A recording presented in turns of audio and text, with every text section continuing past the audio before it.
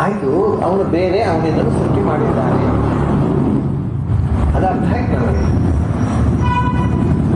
ಆದರೆ ನಾವು ಹಿಂದೆ ಹೇಳಿದಾಗ ಸೃಷ್ಟಿ ಹೇಗಾಯಿತು, ಸೃಷ್ಟಿ ಹೇಗಾಯಿತು, ಭಗವಂತ ಹೀಗೆ ಸುಮ್ಮನೆ ಆಗಲಿ ಅಂತ ಹೇಳಿ ಹೀಗೆ ಕೈಯಿಂದ ಮಣ್ಣು ತೆಗೆದು ಕೆಳಗೆ ಹಾಕಿದ ಎಲ್ಲ ಪೊತ ಜೀವಗಳು ಬಿದ್ದಾವ, ಏನು ಸೃಷ್ಟಿ ಆಗುವುದಿಲ್ಲ. ಏನು ಸೃಷ್ಟಿ ಇದೆ? ಅದಕ್ಕೆ ಹೇಳ್ತಾರೆ, ದ್ರವ್ಯ ಸ್ವಭಾವಾಶಯ ಕರ್ಮ ಕಾಲ ನಾಮ್ಯ ಅಜಯ ವೈಹಿಕತಂ. ಇದನ್ನು ಸೃಷ್ಟಿ ಮಾಡಿದ್ದು ಪ್ರಕೃತಿ. ಯಾಕೆಂದರೆ ನೋಡಿ, ಒಂದು ವಸ್ತು ಸೃಷ್ಟಿಯಾಗಬೇಕಾಗಿದ್ದರೆ 3 ಕಾರಣಗಳು ಬೇಕು. ಮೂಲಭೂತವಾಗಿ 2 ಬಿಡಿ, ಅದು ಒಂದು ಗಂಡು ಒಂದು ಹೆಣ್ಣು ಬಿಡಿ, ಅದು ಕರೆಕ್ಟ್ ಒಂದು ಬಿಡಿ, 2 ಬೇಕು. ಒಂದು ಮಟೀರಿಯಲ್ ಕಾಸ್, ಒಂದು ಇಫೆಕ್ಟಿವ್ ಕಾಸ್. ಅಂದರೆ ಒಂದು ಮಡಿಕೆ ಆಗಬೇಕಾಗಿದ್ದರೆ ಕುಂಬಾರ ಬೇಕು. ಕುಂಬಾರ ಇದ್ದರೆ ಮಡಿಕೆ ಆಗುತ್ತಾ? ಮಣ್ಣು ಬೇಡವಾ? ಸೊ ಮಣ್ಣಿಗೆ ಆಕಾರ ಕೊಡತಕ್ಕಂಥ ಒಂದು ಮ್ಯಾಟರ್ ಬೇಕು, ಆಕಾರ ಕೊಡುವಂತಹ ಒಬ್ಬ ಮನುಷ್ಯ. 2 ಸಂಗತಿ ಬೇಕಾ? ಅಂದರೆ ಸೃಷ್ಟಿ ಮಾಡಲಿಕ್ಕೆ ಒಂದು ಜಡವಾದ ದ್ರವ್ಯ ಬೇಕು, ರಾ ಮಟೀರಿಯಲ್. ಅದಕ್ಕೆ ರೂಪ ಕೊಡತಕ್ಕಂಥ ಒಬ್ಬ ಬುದ್ಧಿಜೀವಿಯಾದಂಥ ಜೀವ ಇದೆ. 2 ವಸ್ತು ಬೇಕು ಸೃಷ್ಟಿ ಆಗಬೇಕಾದ್ರೆ. ಯಾವತ್ತಾದರೂ ಒಂದು ವಸ್ತು ಸೃಷ್ಟಿ ಆಗಬೇಕಾದ್ರೆ 2 ಥಿಂಗ್ಸ್ ಆರ್ ರಿಕ್ವೈರ್ಡ್. ಒಂದು ಜಡ, ಅಂದರೆ ರಾ ಮಟೀರಿಯಲ್. ನೀವು ಮಣ್ಣೆ ಇಲ್ಲದಿದ್ದರೆ ಮಡಿಕೆ ಮಾಡೋದು, ಕುಂಬಾರ ಮಡಿಕೆ ಮಾಡೋದು ಗೊತ್ತಿರ್ಬೋದು ಅವರಿಗೆ, ಮಣ್ಣೆ ಇಲ್ಲದೆ ಏನು ಮಾಡ್ತಾರೆ. ಸೊ ರಾ ಮಟೀರಿಯಲ್ ಬೇಕು. ಅದಕ್ಕೆ ಶೇಪ್ ಕೊಡಲಿಕ್ಕೆ ಅದನ್ನು ಟೆಕ್ನಿಕ್ ಗೊತ್ತಿದ್ದು. ಅಂದರೆ ಮತ್ತೊಬ್ಬ ಅವನಲ್ಲಿ 3 ಕ್ವಾಲಿಟೀಸ್ ಇರಬೇಕು.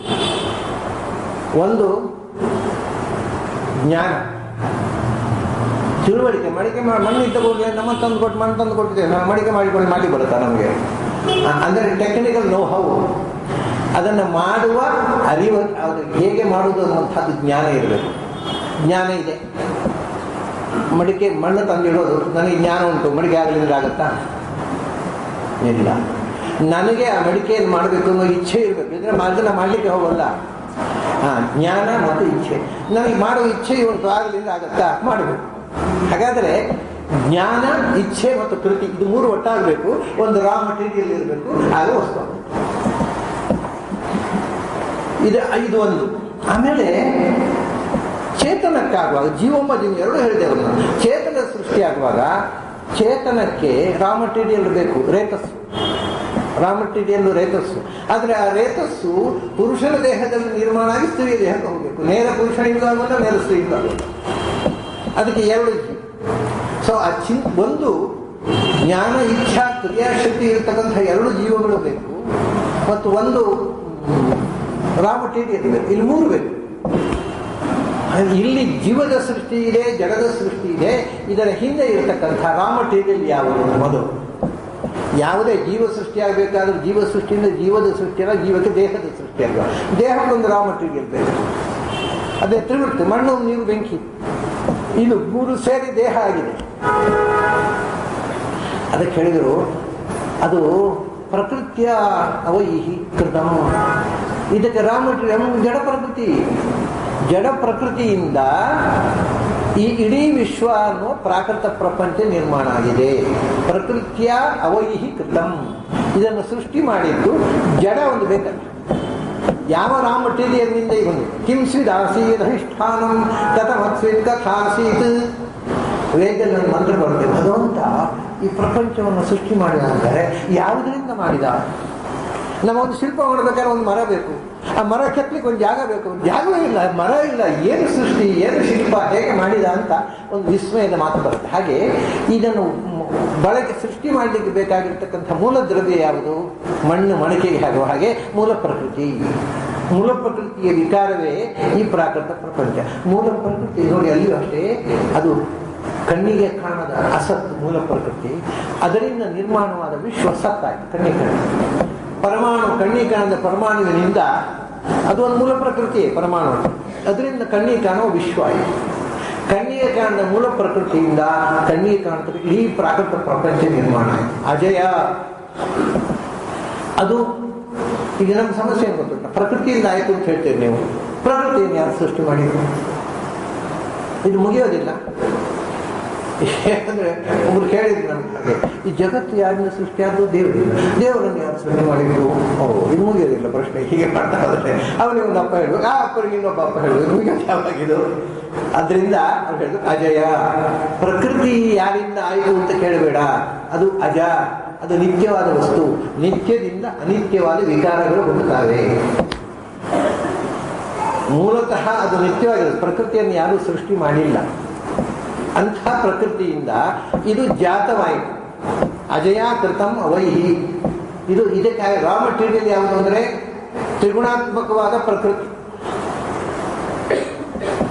ಬರೀ ತ್ರಿಗುಣಾತ್ಮಕ ಅಲ್ಲ, ಮತ್ತೆ ದ್ರವ್ಯ, ಸ್ವಭಾವ, ಆಶಯ, ಕರ್ಮ, ಕಾಲ, ನಾಮ್ಯ. ಈ ಜಡ ಪ್ರಕೃತಿಯಲ್ಲಿ ಇಷ್ಟು ವಿಭಾಗ ಇದೆ. ಜಡ ಪ್ರಕೃತಿಯಲ್ಲಿ ಒಂದು ದ್ರವ್ಯ, ಮ್ಯಾಟರ್, ಮಣ್ಣು, ನೀರು, ಬೆಂಕಿ, ಗಾಳಿ, ಆಕಾಶ. ಇದೇ ಮತ್ತೆ ವಿಕಾರಗೊಳ್ಳೋದಲ್ಲ. ಹಾಗಾದ್ರೆ ದ್ರವ್ಯದ ವಿಕಾರ, ಮೂಲ ದ್ರವ್ಯ ಅದು. ಮೂಲ ದ್ರವ್ಯ ಮಣ್ಣು, ಮೂಲ ಮಣ್ಣು ಕಾಣೋದಿಲ್ಲ, ನೀರು ಕಾಣೋದಿಲ್ಲ, ಆಕಾಶವು ಬೆಂಕಿ. ಅದರಿಂದ ಈಗ ನಾವು ನೋಡುವಂತಹ ಮಣ್ಣು ಉಂಟಲ್ವಾ, ಅದು ಮಣ್ಣು, ನೀರು, ಬೆಂಕಿಯ ವಿಕಾರ, ಶುದ್ಧ ಮಣ್ಣು. ಈಗ ನೋಡುವ ನೀರು ಉಂಟಲ್ವಾ, ಅದು ಮಣ್ಣು, ನೀರು, ಬೆಂಕಿಯ ವಿಕಾರ. ಈಗ ನಾವು ನೋಡುವ ಬೆಂಕಿ ಉಂಟಲ್ವಾ, ಅದು ಮಣ್ಣು, ನೀರು, ಬೆಂಕಿಯ ವಿಕಾರ. ಅಂದ್ರೆ ಶುದ್ಧವಾದ ಮಣ್ಣು, ನೀರು, ಬೆಂಕಿಯ ಮೂಲ ದ್ರವ್ಯ, ಅದು ಮೂಲ ಪ್ರಕೃತಿ. ಅದು ನಮಗೆ ಕಾಣೋಲ್ಲ. ಮಡಿಕೆ ಮಾಡಿದ್ಮೇಲೆ ಮಣ್ಣು ಕಾಣೋಲ್ಲ. ಹಾಗೆ ಮೂಲ ದ್ರವ್ಯ ಕಣ್ಣಿಗೆ ಕಾಣೋಲ್ಲ, ದ್ರವ್ಯ. ಆಮೇಲೆ ದ್ರವ್ಯದಿಂದ ಹಾಗೆ ಮನುಷ್ಯನ ಸೃಷ್ಟಿಯಾಗುವಾಗಲೂ, ಜೀವದ ಸೃಷ್ಟಿಯಾಗುವಾಗಲೂ ಅವನ ಸೃಷ್ಟಿಗೆ ಬೇಕಾಗಿರ್ತಕ್ಕಂಥದ್ದು ಅವನ ದೇಹಾರಂಭಕವಾದ ದ್ರವ್ಯ, ಅವನ ದೇಹದ ರಚನೆಗೆ ಬೇಕಾಗಿರ್ತಕ್ಕಂಥ ಮಣ್ಣು, ನೀರು, ಬೆಂಕಿ, ಅವನ ಗಾಳಿ, ಆಕಾಶ. ಯಾಕೆಂದರೆ ಮಣ್ಣು, ನೀರು, ಬೆಂಕಿಯಿಂದ ಇದು ಮೂರು ಸೇರಿದರೆ ಒಂದು ಅಜೀವ ಸೃಷ್ಟಿಯಾಗಿದೆ. Body is formed. ಬೊಂಬೆ ಮಾಡಿದ ಹಾಗೆ ಗಣಪತಿ ಚೌತಿ ಬೊಂಬೆ ಮಾಡ್ತಾರಲ್ಲ, ಅದಕ್ಕೆ ಬೇಕಾದ ಮೂರೇ, ಮಣ್ಣು, ನೀರು, ಬೆಂಕಿ. ಆ ಮಣ್ಣು ಅದಕ್ಕೆ ನೀರು ಹಾಕಿ ಕಲಿಸಿದ, ಬಿಸಿಲಿಗೆ ಇಟ್ಟ, ಒಣಗಿದ್ದು ವಿಗ್ರಹ ಆಯಿತು. ಮಣ್ಣು, ನೀರು, ಬೆಂಕಿ ಮೂರೇ ಸಾಕು. ಜಡಕ್ಕೆ ಮೂರೇ ಸಾಕು. ಅದಕ್ಕೆ ಜೀವ ಬರಬೇಕಾಗಿದ್ದರೆ ಒಳಗಿನಿಂದ ಸ್ಪೇಸ್ ಇರಬೇಕು. ಆ ಸ್ಪೇಸ್ನಲ್ಲಿ ಗಾಳಿ ಓಡಾಡಬೇಕು, ಸೇರಾಟ. ಸೊ ಆಕಾಶ ಮತ್ತು ಇದು ಸೇರಿದಾಗ ಅದಕ್ಕೆ ಪ್ರಾಣಶಕ್ತಿ ಬಂತು. ಇದು ಜಡದ ಚೇತನದ ಸೃಷ್ಟಿ ಬೇಕಾಗಿರತಕ್ಕಂಥ ದ್ರವ್ಯ. ಮೊದಲು ಮಣ್ಣು, ನೀರು, ಬೆಂಕಿಯಿಂದ ಬಾಡಿ ಸೃಷ್ಟಿಯಾಯಿತು. ಬರೀ ಬಾಡಿ ಸೃಷ್ಟಿಯಾಗಿ ಸಾಲದ ಬಂದೆ ಅದರಲ್ಲಿ ಜೀವ ಸಂಚಾರ ಅಂದರೆ ಒಳಗಿಂದ ಬಾಡಿ ಸೃಷ್ಟಿಯಾಗುವಾಗ ಗಣಪತಿಯ ಬಾಡಿ ಹಾಗೆ ಒಂದು ಮೆತ್ತಿದ ದೇಹ ಅಲ್ಲ, ಅದರೊಳಗೆ ಬೇಕಾದಷ್ಟು ಸ್ಪೇಸ್ ಇದೆ. ಆ ಸ್ಪೇಸ್ನಲ್ಲಿ ಉಸಿರಾಟ ನಡೀತಾ ಇದೆ. ಅದು ಜಡದ ಸೃಷ್ಟಿ ಪ್ರಕೃತಿಯಿಂದ. ಇದು ಪ್ರಕೃತಿಯ ಮೂಲ ದ್ರವ್ಯಗಳಿವೆ, ದ್ರವ್ಯ. ಆಮೇಲೆ ಅಲ್ಲಪ್ಪ, ಒಬ್ಬ ಸುಖಿ, ಒಬ್ಬನು ದುಃಖಿ, ಒಬ್ಬನು ಬಿಳಿ, ಒಬ್ಬನು ಕಪ್ಪು, ಒಬ್ಬನು ಚಂದ, ಒಬ್ಬ ಹೊಲಸು, ಇವನು ಒಬ್ಬ ಶ್ರೀಮಂತ, ಒಬ್ಬ ಬಡವ, ಏನೇನೋ, ಒಬ್ಬ ವೀಕು, ಒಬ್ಬ ಫ್ಯಾಟು, ಏನಿದೆ ಸೃಷ್ಟಿಯಲ್ಲಿ ವೈಶಿಷ್ಟ್ಯ. ಈ ಮೂಲ ದ್ರವ್ಯ ಒಂದೇ ಅಲ್ಲ, ಎಲ್ಲ ಒಂದೇ ಥರ ಇಲ್ಲ. ಎಲ್ಲ ಮಕ್ಕಳು ಒಂದೇ ಥರ. ಯಾವ ತಾಯಿಗೂ ನನ್ನ ಮಗ ಯಾರು ಇನ್ನೊಬ್ಬರು ಗೊತ್ತಾಗಲ್ಲ, ಆ ಥರ ಬೇರೆ ಬೇರೆ ನಮ್ಮನೆ ಯಾಕಾಯಿತು. ಅದಕ್ಕೆ ಹೇಳೋದು, ಪ್ರತಿಯೊಂದು ಜೀವಕ್ಕೆ ಅದರದ್ದೇ ಆದ ಒಂದು ನೇಚರ್ ಇದೆ, ಸ್ವಭಾವ. ಅದರಂತೆ ಪ್ರಕೃತಿ ಸೃಷ್ಟಿ ಮಾಡುತ್ತೆ. ಪ್ರಕೃತಿಯಿಂದ ಆಗುವಾಗ ಸ್ವಭಾವಕ್ಕೆ ತಕ್ಕಂತೆ ಅದು ಎಕ್ಸ್ಪ್ರೆಸ್ ಆಗುತ್ತಾ ಹೋಗುತ್ತೆ. ಈಗ ಉದಾಹರಣೆಗೆ ಕ್ಷುದ್ರ ಮಿಶ್ರಾಣಿಯು ಬೀಜಾನಿ. ನೀವು ಮಾವಿನ ಬೀಜ ಹಾಕಿದರೆ ಅದರ ಸ್ವಭಾವ ಏನು ಅಂದರೆ ಮಾವಿನ ಹಣ್ಣು ಕೊಡೋದು. ಅದರಲ್ಲಿ ಹುಣಸೆ ಹಣ್ಣು ಆಗೋಲ್ಲ, ಹಾಗಲಕಾಯಿ ಆಗೋಲ್ಲ. ಸೊ ನೀವು ಯಾವ ಬೀಜ ಹಾಕಿದಿರೋ ಅದೇ ಹಣ್ಣು ಅದರಲ್ಲಿ ಆಗುತ್ತೆ. ಕಾರಣ ಏನಂದರೆ ಅದು ಅದರ ಸ್ವಭಾವ. ಒಂದು ವಸ್ತುವಿನ ಸ್ವಭಾವ ಬಿಟ್ಟು ಬೇರೆ ಸ್ವಭಾವ ಅದಕ್ಕೆ ಆವಾಹನೆ ಮಾಡಲಿಕ್ಕೆ ಬರೋಲ್ಲ. ನೀವು ಬಹಳ ಅಂದರೆ ಗ್ರಾಫ್ಟಿಂಗ್ ಮಾಡಿ ದೊಡ್ಡದು ಮಾಡಬಹುದು ಅಷ್ಟೇ ಹೊರತು ಮಾವಿನ ಹಣ್ಣನ್ನು ಹಾಗಲಕಾಯಿ ಮಾಡಲಿಕ್ಕೆ ಆಗೋದು. ಮಾವಿನ ಹಣ್ಣನ್ನು ಸ್ವಲ್ಪ ಇಂಪ್ರೂವ್ ಮಾಡ್ಬೋದು. ಅಂದರೆ ಸ್ವಭಾವ ಅನ್ನೋದು ಅದು ಪರಿವರ್ತನಶೀಲ ಅಲ್ಲ, ಅನ್ಚೇಂಜಬಲ್. ಅದು it is not subject to metamorphosis. ಎಂದೂ ಬದಲಾಗದೇ ಇರತಕ್ಕಂಥ ಸ್ವಭಾವ ಅನ್ನೋದು ಪ್ರತಿಯೊಂದು ಜೀವಕ್ಕೂ ಇದೆ. ಅದು ಪ್ರಾಣಿ ಇರಬಹುದು, ವನಸ್ಪತಿ ಮರಮಟ್ಟು ಇರಬಹುದು, ಮನುಷ್ಯ ಇರಬಹುದು, ದೇವತೆ ಏನು ಇರಬಹುದು. ಪ್ರತಿಯೊಂದು ಜೀವಕ್ಕೆ ಅದರದ್ದೇ ಆದ ಒಂದು ಸ್ವಭಾವ ಇದೆ. ಮತ್ತು ಅದರ ಮೇಲೆ ಪ್ರಾಕೃತಿಕವಾದ ಸತ್ವರಜಸ್ತಮೋ ಗುಣಗಳ ಸ್ವಭಾವ, ಆವೇಶ. ಪ್ರತಿಯೊಬ್ಬರಿಗೆ ಹೊರಗಿನ ಗುಣಗಳ ಆವೇಶ ಉಂಟೇ ಉಂಟು. ಜೀವದ ಸ್ವಭಾವ ಮತ್ತು ಹೊರಗಿನ ಪ್ರಾಕೃತಿಕವಾದ ಸ್ವಭಾವ, ಸತ್ವರಜಸ್ತಮೋ ಗುಣಗಳು. ಇದರ ಮೇಲೆ ಅವನು ಹೇಗೆ ಆಗ್ತಾನೆ, ಹೇಗೆ ಬೆಳೀತಾನೆ, ಅವನು ಶ್ರೀಮಂತ ಆಗ್ತಾನೋ, ಬಡವ ಆಗ್ತಾನೋ, ತೆಳ್ಳಗೆ ಆಗ್ತಾನೋ, ದಪ್ಪ ಆಗ್ತಾನೋ, ಬಿಳಿ ಆಗ್ತಾನೋ, ಕಪ್ಪ ಆಗ್ತಾನೋ, ಸಜ್ಜನ ಆಗ್ತಾನೋ, ದುರ್ಜನ ಆಗ್ತಾನೋ, ಎಲ್ಲ ಅದು ಅವನ ಸ್ವಭಾವಕ್ಕೆ ಅನುಗುಣವಾಗಿ ಆಗ್ತದೆ. ದ್ರವ್ಯ ಸ್ವಭಾವ. ಆ ಸ್ವಭಾವಕ್ಕೆ ಹಿಂದಿನಿಂದ ಇನ್ನೊಂದಿದೆ. ಆ ಸ್ವಭಾವಕ್ಕೆ ತಕ್ಕಂತೆ ಅವನು ಕರ್ಮಗಳನ್ನು ಮಾಡ್ತಾನೆ. ಆ ಕರ್ಮಗಳಿಂದ ಅವನಿಗೆ ಒಂದು ಸಂಸ್ಕಾರ ಬೆಳೆಯುತ್ತೆ. ಆ ಸಂಸ್ಕಾರಕ್ಕೆ ತಕ್ಕಂತೆ ಈ ಜನ್ಮ, ಹಿಂದಿನ ಜನ್ಮದ ಕರ್ಮ ಸಂಸ್ಕಾರ, ಅದಕ್ಕೆ ತಿಳಿಯುತ್ತೆ ಈ ಜನ್ಮ. ಅಂದ್ರೆ ದ್ರವ್ಯ ಸ್ವಭಾವ ಆಶಯ. ಆಶಯ ಅಂದರೆ ಅಂತಃಕರಣ, ಮನಸ್ಸು, ಮನಸ್ಸಿನಲ್ಲಿರ್ತಕ್ಕಂಥ ಸಂಸ್ಕಾರಗಳು. ಆಮೇಲೆ ಕರ್ಮ ಕಾಲ. ನೋಡಿ, ಗುಣಗಳು, ಗುಣಗಳಿಗೆ ತಕ್ಕಂತೆ ಸಂಸ್ಕಾರ, ಸಂಸ್ಕಾರಕ್ಕೆ ತಕ್ಕಂತೆ ನಮ್ಮ ಆಕ್ಷನ್, ಕರ್ಮ. ಆ ಆಕ್ಷನ್ ಯಾವ್ಯಾವಾಗ ಹೇಗಾಗುತ್ತೆ ಅಂದರೆ ಯಾವ ಕಾಲಕ್ಕೆ ಯಾವುದಾಗಬೇಕು ಆ ಕಾಲಕ್ಕೆ ಅದು. ಕಾಲ ಅಂದರೆ ಮತ್ತೊಂದು ಫ್ಯಾಕ್ಟರ್. ಸೃಷ್ಟಿಯಲ್ಲಿ ಪ್ರತಿಯೊಂದಕ್ಕೂ ಅದಕ್ಕೊಂದು ಟೈಮ್ ಫ್ಯಾಕ್ಟರ್ ಇದೆ. ಯಾವ ಕಾಲಕ್ಕೆ ಯಾವುದಾಗಬೇಕೋ ಆ ಕ್ಷಣದಲ್ಲಿ ಅದಾಗುತ್ತೆ. ಅದು ಮೊದಲು ಆಗೋದ್ರೆ ಮತ್ತು ಆಗೋದು. ಪ್ರತಿಯೊಂದು ಸೃಷ್ಟಿಗೆ ಸೃಷ್ಟಿ ಕಾಲ. ಅದಕ್ಕೆ ನಾವು ಸೃಷ್ಟಿ ಕಾಲ, ಪ್ರಳಯ ಕಾಲ, ಅದು ಕಾಲ. ಇದಿಷ್ಟು ಪ್ರಕೃತಿಯ ಫ್ಯಾಕ್ಟರ್ಸ್. ಇದರ ಮೇಲೆ ಒಂದು ವಸ್ತು ನಿರ್ಮಾಣಕ್ಕೆ ಬೇಕಾದಂಥ ಹೇಗೆ ಆಗಬೇಕು ಅನ್ನೋ ತೀರ್ಮಾನ ಆಗುತ್ತೆ. ದ್ರವ್ಯ ಸ್ವಭಾವ, ಆಶಯ, ಕರ್ಮ, ಕಾಲ. ಇದು ಪ್ರಕೃತಿಯ ಪ್ರಭೇದಗಳು. ಇದು ಪ್ರಕೃತಿಯ ಹೆಸರು. ಇವೆಲ್ಲ ಇಷ್ಟು ಪ್ರಕೃತಿಯ ಪ್ರಭೇದಗಳಿಂದ ಅನಂತ ಪ್ರಭೇದಗಳು ಒಬ್ಬ ಜೀವನದಲ್ಲಿ, ಒಬ್ಬ ವ್ಯಕ್ತಿಯಲ್ಲಿ, ಒಂದು ವಸ್ತುವಿನಲ್ಲಿ ಆಗುತ್ತೆ. ದ್ರವ್ಯ ಸ್ವಭಾವ, ಆಶಯ, ಕಾಲ, ಕರ್ಮ, ಕರ್ಮ, ಕಾಲ, ನಾಮನ್ಯಾಲಯ. ಆದರೆ ಏನಾಯ್ತು ಈಗ? ನನಗೆ ಅರ್ಥ ಆಯ್ತು. 1 ಸ್ಪೂನು ರೇತಸ್ಸು ಅದು ಗಂಡಿನ ದೇಹದಿಂದ ಹೆಣ್ಣಿನ ಗರ್ಭಕ್ಕೆ ಹೋಯಿತು. ಅಷ್ಟೇ. ಎಲ್ಲ ಹೆಣ್ಣಿನ ದೇಹಕ್ಕೂ ಹೋಗೋದು 1 ಸ್ಪೂನು ರೇತಸ್ಸು. ಅದು ಒಳಗಿನಿಂದ ಆಕಾರ ಆಗುವಾಗ ಏನೇನೋ ಆಕಾರ. ಅದು ಹೆಣ್ಣಾಯಿತು, ಗಂಡಾಯಿತು, ಅಥವಾ ಮುಖ, ಒಂದು ಆ ಸೌಂದರ್ಯ ಒಂದರಂತೆ ಒಂದಿಲ್ಲ ಪ್ರಪಂಚದಲ್ಲಿ. ಒಂದು ಮಗುವಿನಂತೆ ಒಂದು ವಸ್ತುವಿನ. ಇದು ಒಂದು ನಿಯಮ ಪ್ರಪಂಚದಲ್ಲಿ. ಏನು ಅಂದರೆ ನಾವು ಯಾವಾಗಲೂ ಕಾಪಿ ಮಾಡೋದು. ಒಂದು ಚಿತ್ರ ಒಬ್ಬನು ಬರೆದ ನೋಡಿ ಅದನ್ನು ಕಾಪಿ ಮಾಡ್ತಾನೆ. ಒಬ್ಬನ ಕವಿತೆ ಬರೆದ್ರೆ ಅದನ್ನು ಕಾಪಿ ಮಾಡಿ ಇನ್ನೊಬ್ಬ ತನ್ನ ಹೆಸರನ್ನು ಪಬ್ಲಿಷ್ ಮಾಡ್ತಾನೆ. ಇದೆಲ್ಲ ಮನುಷ್ಯ ಸ್ವಭಾವ. ಭಗವಂತನು ಏನಂದರೆ ಅವನು ಎಂದೂ ತಾನು ಮಾಡಿದ ಸೃಷ್ಟಿಯನ್ನು ಇನ್ನೊಮ್ಮೆ ಕಾಪಿ ಮಾಡೋದು. ಹಾಗಾಗಿ ಒಂದೇ ರೀತಿಯ 2 ಜೀವ, ಒಂದೇ ರೀತಿಯ 2 ವಸ್ತು. No 2 things are equal. Not even 2 leaves of a tree are equal in this creation. ಒಂದೇ ಥರದ 2 ವಸ್ತುವನ್ನು ಭಗವಂತ ಸೃಷ್ಟಿ ಮಾಡೋದು. ಅವನು ತನ್ನನ್ನೇ ತಾನು ಕಾಪಿ ಮಾಡೋದು. ಅದು ನೋಡಿ, ಆಟಮ್ಸ್ ಇದೆ. ಆಟಮ್ಸ್ ಇದೆಲ್ಲ ಭಯಾನಕವಾದ ವಿಜ್ಞಾನ. ಪ್ರಾಚೀನರ ವಿಜ್ಞಾನವನ್ನು ನಮ್ಮ ಹುಡುಗರಿಗೆ ಹೊರಟು ಕಲಿಸ್ಬೇಕು. ಯಾಕೆಂದರೆ ಪ್ರಾಚೀನರಿಗೆ ವಿಜ್ಞಾನ ಗೊತ್ತಿರಲಿಲ್ಲ, ದೊಡ್ಡರು ಅಂತ ತಿಳ್ಕೊಂಡಿದ್ದಾರೆ. ಅವ್ನು ಹೇಳ್ತಾರೆ, ಒಂದು ಆಟಮಿನ ಒಳಗೆ, ಪ್ರತಿಯೊಂದು ಆಟಮ್ ಒಳಗೆ ಸಬ್ ಆಟಮ್ಸ್ ಬಿಡಿ, ನ್ಯೂಟ್ರಾನ್, ಎಲೆಕ್ಟ್ರಾನ್, ಪ್ರೋಟಾನ್ ತಗೊಳ್ಳಿ. ಮೊದಲು 3 ಅಂತ ಗೊತ್ತಿದ್ದದ್ದು. ಒಂದು ಆಟಮ್ನೊಳಗಿರುವ ನ್ಯೂಟ್ರಾನ್, ಎಲೆಕ್ಟ್ರಾನ್, ಪ್ರೋಟಾನ್ ಅಂತ ಇನ್ನೊಂದು ಆಟಮ್ನೊಳಗೆ ಎಷ್ಟು ಆಟಮ್ ಅಷ್ಟು ನ್ಯೂಟ್ರಾನ್. ಅದು ಭಿನ್ನಾಸ್ತ ಭಿನ್ನ ಧರ್ಮಾಸ್ತ. ಇದನ್ನು 13ನೇ ಶತಮಾನದಲ್ಲಿ ಮಧ್ವಾಚಾರ್ಯ ಘೋಷಣೆ ಮಾಡಿದೆ. ಯಾವ ಒಂದರಂತೆ ಇನ್ನೊಂದರಲ್ಲಿ ಇಲ್ಲ, ಎಲ್ಲವೂ ಭಿನ್ನ ಭಿನ್ನ. ಒಂದು ಎಲೆಕ್ಟ್ರಾನ್ ಅಂತ ಇನ್ನೊಂದು ಎಲೆಕ್ಟ್ರಾನ್ ಇಲ್ಲ. ಅನಂತ ಪರಮಾಣುಗಳಲ್ಲಿ ಅನಂತ ಎಲೆಕ್ಟ್ರಾನ್, ಒಂದರೇ ಒಂದಿಲ್ಲ. ನಮಗೆ ಗೊತ್ತಾಗುತ್ತೆ. ಕೋಟಿ ಕೋಟಿ ಜೀವರಾಗಿ ಹೋದರು, ಕೋಟಿ ಅನಂತ ಜೀವರಾಗಿ ಹೋದರು. ಈಗ ಇರೋ ಕೋಟಿ ಗಟ್ಟಲೆ ಮುಂದೆ ಆಗುವುದು. ಆದರೆ ಒಬ್ಬನ ಹೆಬ್ಬೆಟ್ಟಿನಂತ ಒಬ್ಬನ ಹೆಬ್ಬೆಟ್ಟಿಲ್ಲ. ಎಷ್ಟು ವೆರೈಟಿ. ಯಾವುದನ್ನು ಒಂದರಂತೆ ಒಂದನ್ನು ಭಗವಂತ ಸೃಷ್ಟಿ ಮಾಡುವುದು. ಅದು ಕಾರಣ ಏನು ಅಂದರೆ ಕರ್ಮ. ನಿಮ್ಮ ಸಂಸ್ಕಾರ ಬೇರೆ, ಪ್ರತಿಯೊಬ್ಬನ ಸಂಸ್ಕಾರ ಬೇರೆ, ಪ್ರತಿಯೊಬ್ಬನ ಸ್ವಭಾವ ಬೇರೆ, ಪ್ರತಿಯೊಬ್ಬನ ಕರ್ಮ ಬೇರೆ. ಆಯಾ ಕರ್ಮ ತಕ್ಕಂತೆ ಆಯಾ ಆಕಾರಗಳ ಸೃಷ್ಟಿ. ನನ್ನ ಕರ್ಮ ನಿಮ್ಮ ಕರ್ಮ ಅಲ್ಲ, ನನ್ನ ನಂಬಿಕೆ ನಿಮ್ಮ ನಂಬಿಕೆ ಇಲ್ಲ, ನನ್ನ ಸಂಸ್ಕಾರ ನಿಮ್ಮ ಸಂಸ್ಕಾರ ಅಲ್ಲ. ಪ್ರತಿಯೊಬ್ಬನದ್ದು ಒಬ್ಬೊಬ್ಬನದ್ದು ಬೇರೆ ಬೇರೆ. ಹಾಗೆ ಒಂದೇ ಥರ 2 ವಸ್ತು ಇಲ್ಲ. ಎಲ್ಲಿ ತನಕ ಅಂದರೆ ಒಂದೇ ಥರದ 2 ವಸ್ತುವನ್ನು ಭಗವಂತ ಸೃಷ್ಟಿ ಮಾಡೋಲ್ಲ. ಅವಳಿ ಮಕ್ಕಳಲ್ಲಿ ಲೈಕ್ನೆಸ್ಸು ಪರ್ಸೆಂಟೇಜ್ ಜಾಸ್ತಿ ಹೊರತು 100ಕ್ಕೆ 100 ಒಂದೇ ಥರ ಇರೋಲ್ಲ. ಬಟ್ ನಮಗೇನು ಗೊತ್ತುಂಟ, ನಾವೀಗ ಸಾಮಾನ್ಯ 90% ಒಂದೇ ಥರ ಇದ್ರೆ ನಮಗೆ 10% ಡಿಫ್ರೆನ್ಸ್ ಹುಡುಕ್ಲಿಕ್ಕೆ ಆಗೋದು. ಅದೀಗ ಉದಾಹರಣೆ ಹೇಳ್ತೇನೆ. ಕೋತಿಗಳು ಇರ್ತಾರೆ, ಕೋತಿಗಳು ಓಡಾಡ್ತಾ ಇರ್ತಾರೆ, ತೋಟಕ್ಕೆಲ್ಲ ಬರ್ತಾರೆ. ಅವು ನಮಗೆ ಎಲ್ಲ ಕೋತಿಗಳು ಒಂದೇ ಥರ